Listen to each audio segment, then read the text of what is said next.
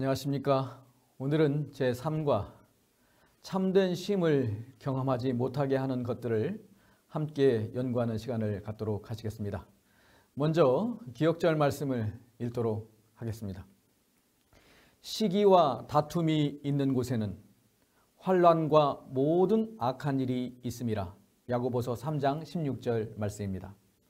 사시나무로 알려진 아스펜 나무는 15에서 30m까지 자라나는 나무입니다. 자작나무처럼 비슷하게 생겼는데 추운 지역에서 잘 자라고 가구나 성냥, 종이를 만드는 데 사용합니다. 그런데 이 아스펜 나무의 특징은 바로 뿌리가 멀리 퍼진다는 것입니다. 그 나무의 수명은 한 150년 정도인데 이 나무의 영향력은 다른 유기체들에 의해서 1000년이 넘는 시간 동안 계속 지속된다는 것입니다. 우리의 눈에 보이지 않아서 그 영향력을 쉽게 인식하지 못하지만 아스펜 나무의 뿌리처럼 널리 퍼져 있어서 우리의 참된 쉼을 방해하는 것들이 있다는 것입니다.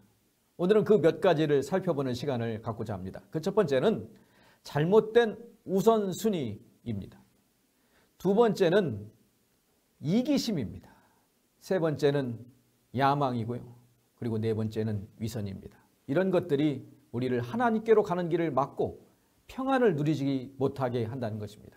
그래서 오늘 교과 연구를 통해서 우리가 버려야 할 것들을 버리는 용기를 얻는 귀한 연구가 되시기를 바랍니다.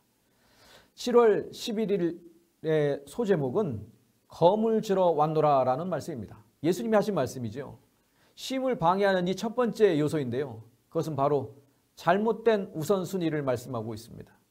우리는 화해를 원하고 갈등을 해결하기를 원합니다.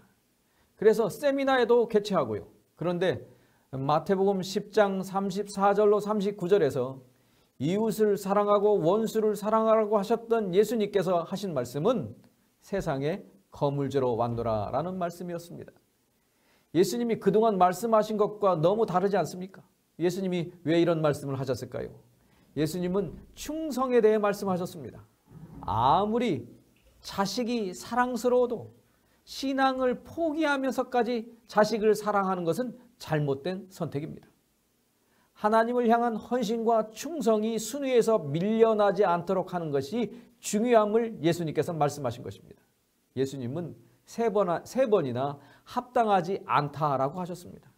합당함은 관계에 근거합니다. 더 중요한 것, 더 가치 있는 것을 위해 살기 때문입니다. 순수한 신앙의 정신이 오늘 우리의 정신이 되어야 가장 효과적인 제자의 삶을 사는 것입니다. 인생의 우선순위가 무엇입니까? 예수님과의 관계에 들 때 우리는 영원한 생명을 얻습니다. 7월 12일 월요일은 쉼을 방해하는 두 번째 요소 이기심을 다룹니다. 아스펜 나무의 뿌리처럼 널리 퍼져 있는 것이 바로 이기심입니다. 이기심은 너무나 자연스러운 것이 되었습니다. 누가복음 12장에서 형제 사이에 유산 분배의 문제가 있습니다. 예수님은 직접적인 답이 아닌 근본적인 이기심을 말씀하셨습니다. 이기심이 하나님과의 관계, 부부 사이, 가족들, 교회에서도 이웃 사이에서도 직장에서도 존재하며 자신의 이익과 자신의 소원을 더 중요하게 여기기 위해서 더 큰 것, 더 좋은 것, 더 많은 것을 갖고자 한다는 것입니다. 그런데 우리는 빌립보서 2장 5절로 8절에서 자신을 낮추시고 복종하시고 십자가에 죽으신 겸손과 사랑의 예수님의 모습을 보게 됩니다. 이 예수님의 모습은 이기적인 사람과의 완벽한 대조입니다. 그런데도 사탄은 이기심, 욕심을 행복을 위한 것이라고 착각하게 합니다. 그래서 이런 이기적인 마음이 변화되어야 합니다. 그 방법은 바로 하나님께서 우리를 변화시켜 주심을 믿고 하나님께 자신의 삶을 맡기는 것입니다.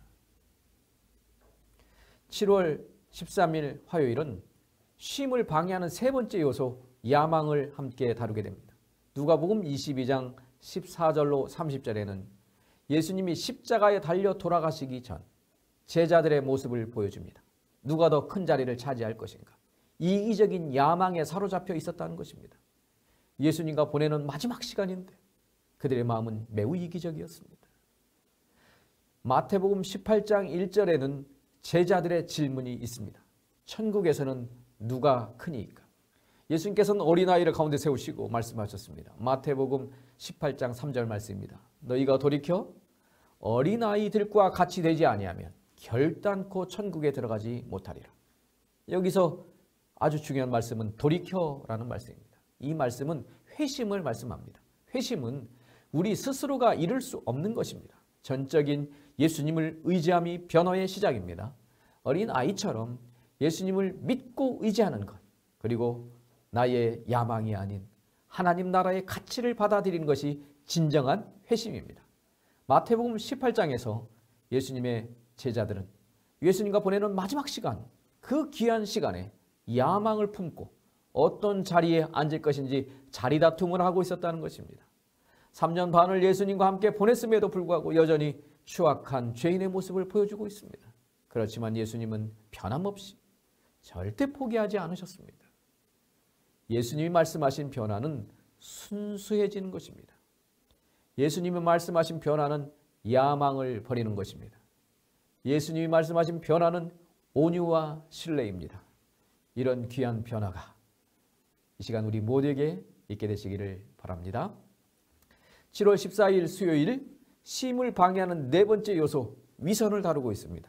위선이란 안 그런 척 하면서 안 그러면서 그런 척 하는 거죠. 안 그런 척 하는 걸 수도 있습니다. 마태복음 23장에서 예수님은 서기관과 바리새인을 책망하셨습니다. 이 책망하실 때 예수님은 그들의 위선을 7번이나 말씀하셨어요. 마태복음 23장 13절, 14절, 15절, 23절, 25절, 27절, 29절 간음한 사람들, 세리, 매춘부, 살인자 모두에게 은혜를 베푸시던 예수님이 위선에 대해서는 강력하게 책망하셨습니다. 왜 예수님이 위선자들을 이렇게 책망하셨을까요? 위선은 분명한 특징이 있습니다. 그 첫째는 말한 대로 행동하지 않는다는 것입니다. 둘째는 겉으로 드러나 보이는 자신의 종교적 열정을 인정받고 칭찬받기를 원한다고 하는 것입니다. 셋째는 랍비나 선생, 지도자, 큰 자가 되려고 한다는 것입니다. 그리고 마지막 넷째는 천국문을 막고 있다는 것입니다. 그래서 영감의 말씀은 이렇게 말씀합니다. 예수님은 외식과 불신과 죄악은 기탄 없이 책망하셨다. 그러면서도 책하시는 그분의 음성에는 눈물이 섞여 있었다. 위선이 큰 죄악이라는 것입니다. 예수님이 눈물로 책망하신 이런 죄악에 대하여 우리 모두는 심각하게 생각하고 예수님의 은혜로 정직한 신앙인이 되는 삶을 살아가는 축복을 누리시게 되기를 간절히 바랍니다. 7월 15일 목요일은 이런 참된 쉼을 방해하는 것들을 제거하기라는 제목으로 쉼의 문제에 대한 해결 방법을 살펴보게 됩니다. 예수님께서는 요한복음 14장 1절에서 말씀하셨습니다. 너희는 마음에 근심하지 말라. 여러분, 우리가 어떻게 해야 근심하지 않고 살 수 있을까요? 예수님은 요한복음 14장 6절에서 말씀하셨습니다. 내가 곧 길이요 진리요 생명이니. 예수님께서는 우리가 가야 할 길을 알고 계시며 예수님께서 진리이시며 예수님께서 생명이십니다. 그래서 우리에게 풍성한 약속을 하실 수 있습니다. 예수님은 우리에게 말씀하십니다. 근심 걱정하지 말고 가슴 벅찬 기대감을 가지고 살라는 것입니다. 그리고 이 세상에서 겪어야 하는 아픔과 고통과 스트레스 상황을 끝내시고 영원한 거처를 약속하십니다. 예레미야 3장 22절 말씀입니다. 믿음 없는 사람들아 돌아오라. 내가 뒤로 물러간 너희를 고치겠다. 그때 백성들이 말합니다.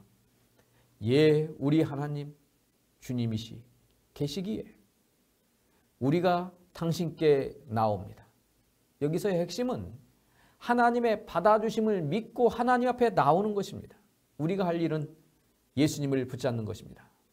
영감의 글은 이렇게 말씀했습니다. 하나님의 백성들은 수고하고 무거운 짐에 눌려 있을 때 인자하고 사랑 많으신 구주께로 오라는 초청을 받았고 그리하면 그분께서 그들을 쉬게 하실 것이다. 그분 안에서 그들은 쉼을 얻을 것이다. 그들의 곤란과 시련을 예수께 가져가면 그들은 그들에게 주신 약속의 성취를 보게 될 것이다. 그들의 곤란 중에 예수님 안에서만 얻을 수 있는 안도감을 느끼고 가장 고귀한 경험을 한다. 이제 오늘의 교과를 정리하겠습니다. 우리의 삶에 쉼을 방해하는 요소들이 있습니다. 인생의 우선순위, 이기심, 야망, 위선입니다. 이 모든 것을 극복하고 예수님 안에서 참된 안식을 경험하는 축복을 누리는 믿음의 가족들이 되시기를 바라면서 오늘 교과 공부를 마치도록 하겠습니다. 경청해 주셔서 감사합니다.